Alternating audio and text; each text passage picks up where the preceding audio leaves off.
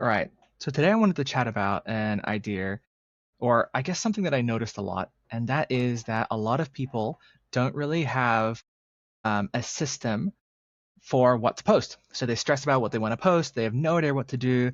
There's no strategy. You're just kind of throwing spaghetti at the wall and hoping that some of the meatballs stick, right? And what this actually leads to is there's a lot of stress, and you don't actually end up seeing any results, which is a little tragic because you're putting in all this work only to get nothing out of it. And so most people get this wrong. So they end up spinning their wheels over the kinds of content they need to create. They wake up in the morning and they think, oh my goodness, to please the algorithmic gods, I need to post something today. I have no idea what to do. Let me frantically scroll through LinkedIn and through whatever it is that I'm doing to come up with something to post, right? And so it's very reactive. It's not very intentional what you're doing.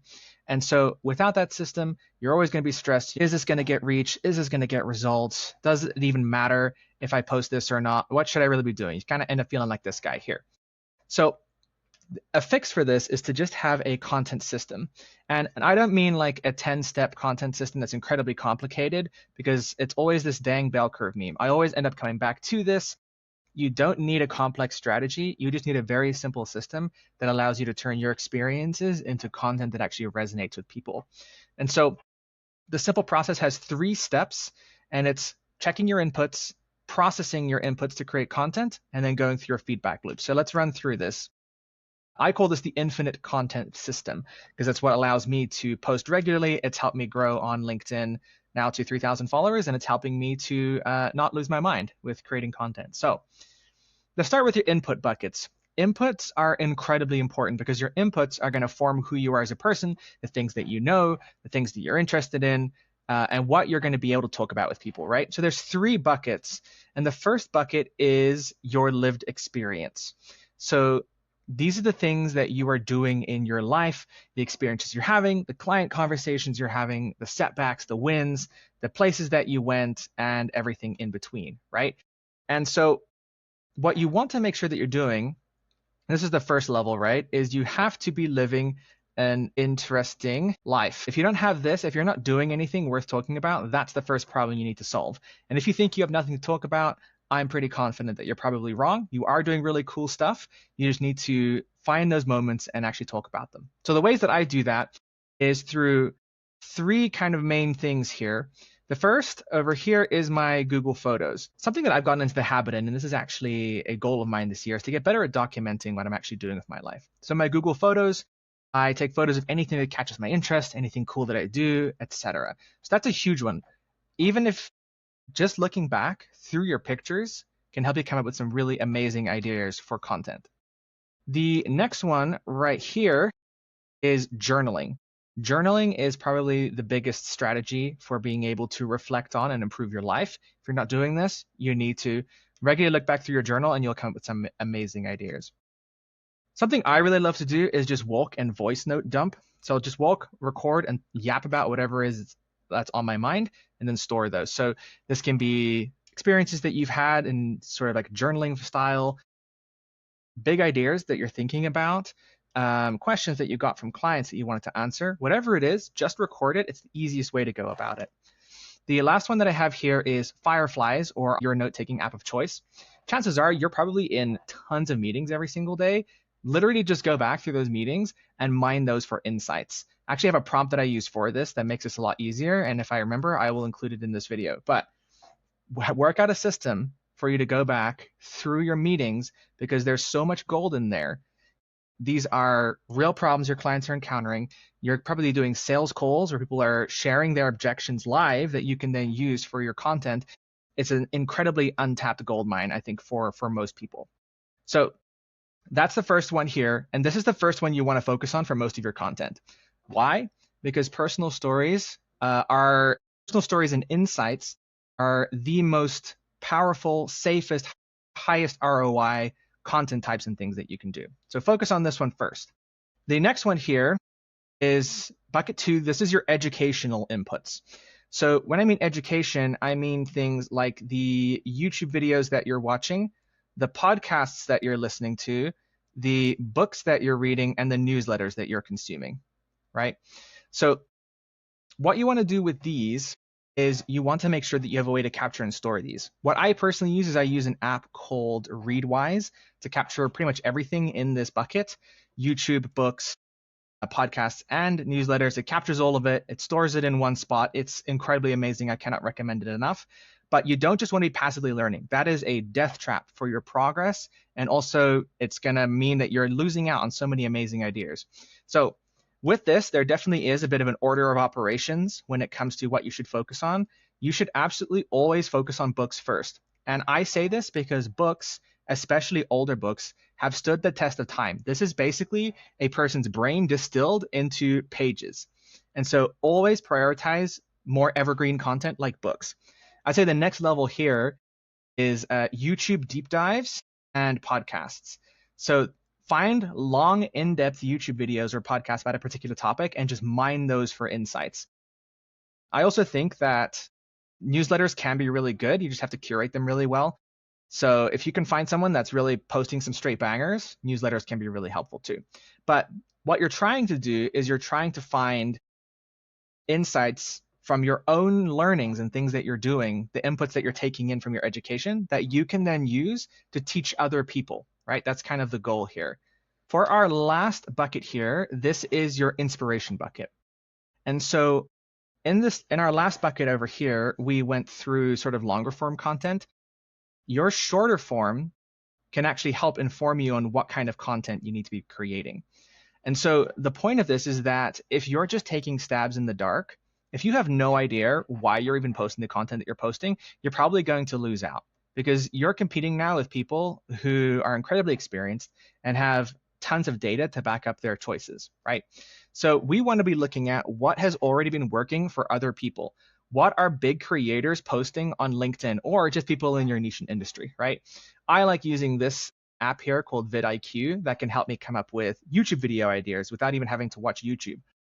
I don't like X as a platform, but I do love it for ideas and to see what's trending and also what people are posting on Substack. These are basically ways that you can guarantee that your content will perform better because you're going to be using pre-validated ideas, formats, hooks, etc. And if something is popping off on one platform, it will also pop off on another platform 9 times out of 10. And also, you know that that thing already resonates. So it's a really safe bet content-wise. You don't want to steal exactly what other people are doing, but you want to remix it and put your own spin on it. That's the key there. Okay, so now we have captured all of our inputs.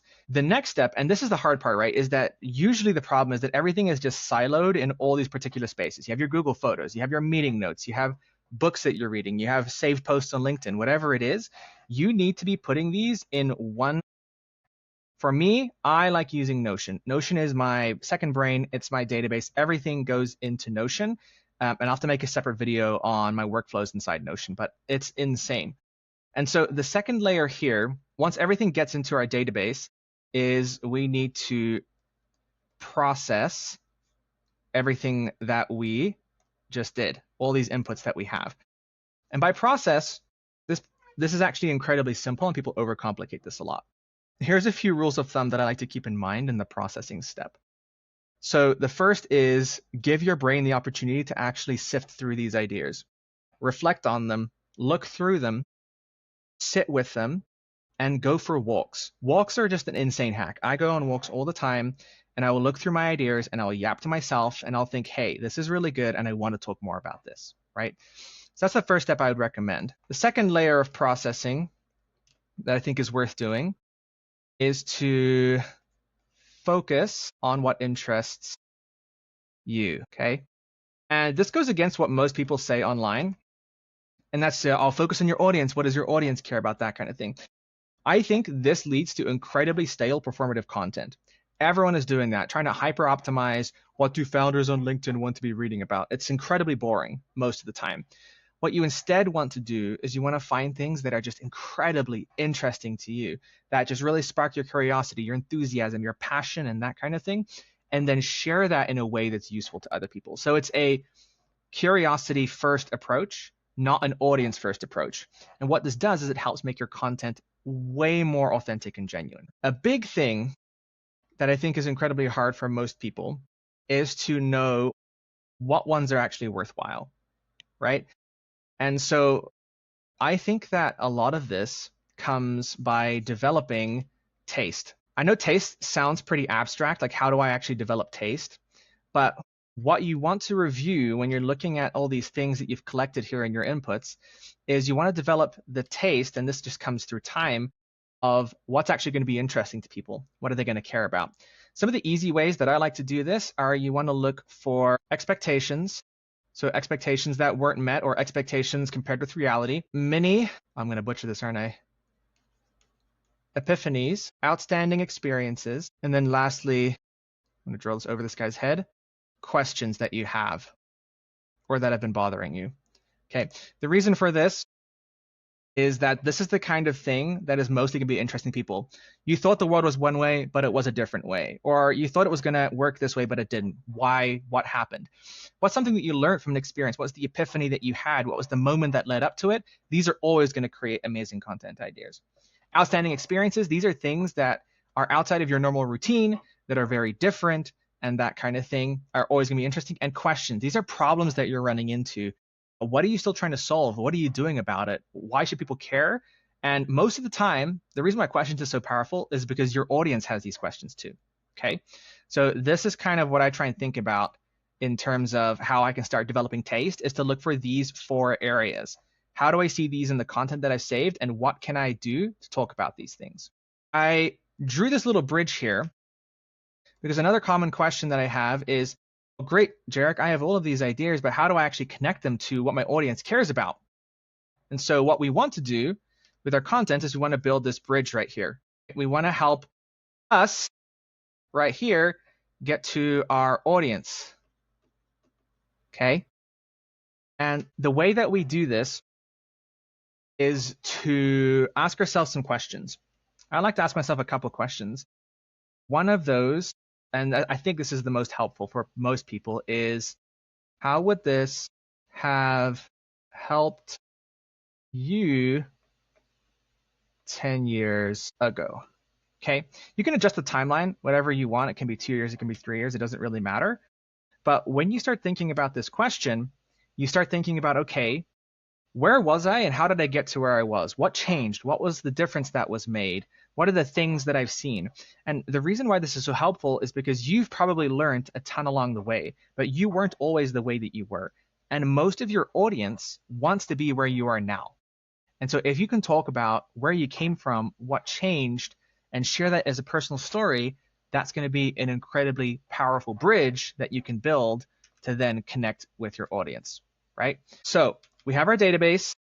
We've taken the time to process it. We're developing taste to find the kinds of ideas that are going to resonate with people. We're building this bridge, and we're focusing on our curiosity and interests, and then connecting that to our audience right here. So the next thing we need to do is we actually need to create some content. This is the scary part. The main content is going to be long form, short form, and repurposed content. Repurposed is one that I think people sleep on all the time. And I think the reason for this, people don't really want to repeat themselves, which is fair enough. But repurposed content is actually some of the most powerful content you can be producing, because what you're really doing is you're taking things that you've already created and giving them a new coat of paint. You're giving them a new life. And so that's a really important one there. Otherwise, your long forms are things like your YouTube, your newsletter, and anything else like blog posts, for example. Your short form can be tweets or LinkedIn posts or anything else. Okay, last part of this system is the iteration section. And this is honestly something that I feel like no one is really doing, or at least we're probably not doing it enough. When I say iteration, what I mean is that you need a feedback loop. And ideally, what this does is it actually makes your whole content system infinitely easier, because what we've gone through is we've collected our inputs and we've created outputs. Now we want our outputs to work twice as hard. And so what we do to do that is you need to look at what actually worked. What long form content was really resonating with people? What short form content was really resonating? And then really look into why that was working. And if it was working, what made it work? If it didn't work, why did it not work? We want to really analyze and become like a content doctor, honestly, to really see what worked and what didn't. Okay. And what this should do is it should tell us 2 things. Stop doing this, and then 2x this. And the cool thing, and this kind of comes back to the repurposing layer here, is that if we find something that works, Let's say, for example, we had a long form that really popped like a YouTube video. Here's what we can do. We can take this long form and we can turn this into a newsletter. We can take this and turn it into some tweets. We can turn it into a LinkedIn post. And so in this way, everything kind of starts to become a loop. It starts to filter into each other. And so this is incredibly powerful, and it works obviously with short form too. If you post a short form piece, it's essentially pre-validated if it does really well, and then you can turn it into more long form, in-depth educational content. That's kind of the goal. So that's what we want to look for. We want to look for opportunities to make our same content work harder and go further. So that's kind of how I approach my strategy is I record YouTube videos like the one you're watching. I turn them into newsletters and I turn them into LinkedIn posts. Let me give you the minimum viable version of this because, again, we're not in here. We are on this side of the bell curve, right?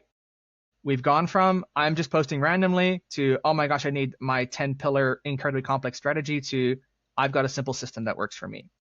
And so what we're going to do here is I'll give you the 80-20. Here's how you can start doing this right now. First thing you want to do, number one, life maxing, okay? Live an interesting life. Curate your inputs, have unique experiences, do cool stuff. That's going to be the biggest lever. Number two is capture systems. Okay?